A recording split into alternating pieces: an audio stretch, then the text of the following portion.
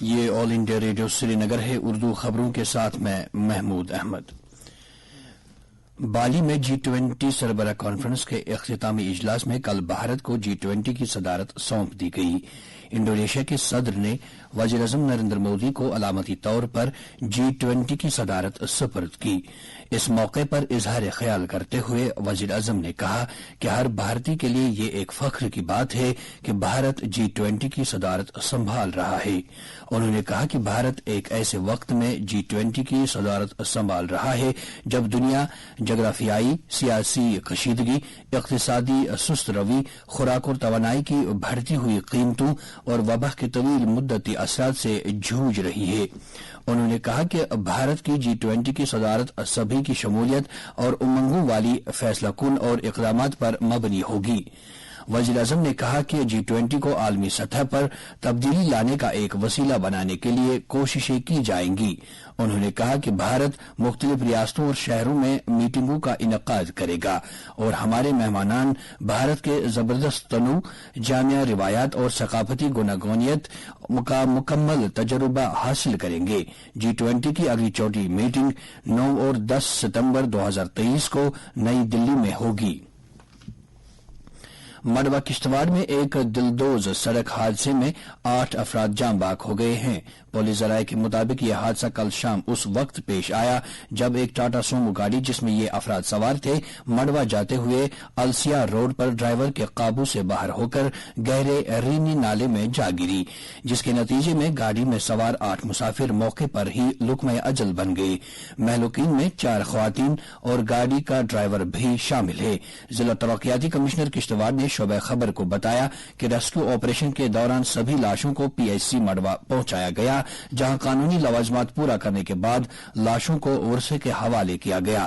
Lieutenant governor Manoj Sinha اور مختلف سیاسی و سماجی تنظیموں کے لیڈران نے اس حادثے پر گہرا دکھ اور افسوس ظاہر کرتے ہوئے غمزدہ کنبوں سے تعزیت کا اظہار کیا ہے۔ ایک ٹویٹ میں LG نے ضلع انتظامیہ کو متاثرین کو تمام ضروری مدد فراہم کرنے کی ہدایت دی۔ لیفٹیننٹ گورنر منوج سنہا نے کہا ہے کہ فضا سے متعلق سوچ کی حوصلہ افزائی، نئے GIS آلات کی ترقی اور ریئل ورلڈ ایپلیکیشنز کے قیام سے تجارت، سرکاری کام کاج اور معاشرے کی ترقی میں تیزی آ رہی ہے۔ کل جیوگرافک انفارمیشن کے پیشہ وروں، سرکاری حکام، کارخانہ داروں اور نوجوان طالب علموں کے ایک کنونشن سے خطاب کرتے ہوئے منوج سنہا نے کہا کہ GIS ٹیکنالوجی کا نظام مختلف شعبوں میں کمیونیکیشن کے نئے وسیلوں کی پیشکش کرتا ہے۔ انہوں نے کہا کہ وزیر اعظم نریندر مودی کی رہنمائی میں GIS ترقی کی منصوبہ بندی میں ایک بنیادی سہارے کے طور پر ابھر گیا ہے۔ سابق وزیر بالی بھگت اور ورلڈ ویمنز اویکننگ آرگنائزیشن کے ایک وفد نے کل راج بھون جموں میں لیفٹیننٹ گورنر منوج سنہا سے ملاقات کی، جس دوران وفد نے LG کو اس تنظیم کے مقصد اور کوششوں سے آگاہ کیا جو یہ خواتین کی ترقی اور ان کو با اختیار بنانے کے لیے کر رہی ہیں۔ سابق وزیر نے ملازمین کی بہبود کے کئی مسائل LG کی نوٹس میں لائے۔ اس دوران سابق صدر J&K ہائی کورٹ بار ایسوسی ایشن اور BJP ترجمان ایڈوکیٹ ابھینو شرما نے بھی LG سے ملاقات کر کے یومیہ اجرت پر کام کرنے والوں کے مسائل اور دیگر معاملات اٹھائے۔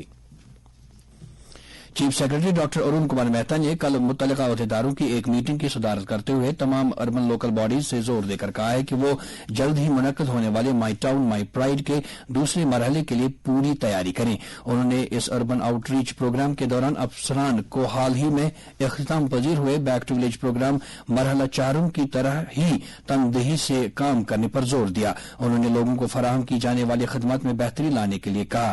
میٹنگ میں مکانات و شہری ترقی کے پرنسپل سیکرٹری دھیرج گپتا نے مائی ٹاؤن مائی پرائڈ کے اس مرحلے کے مقاصد اور سرگرمی کے حوالے سے تفصیلی خاکہ پیش کیا۔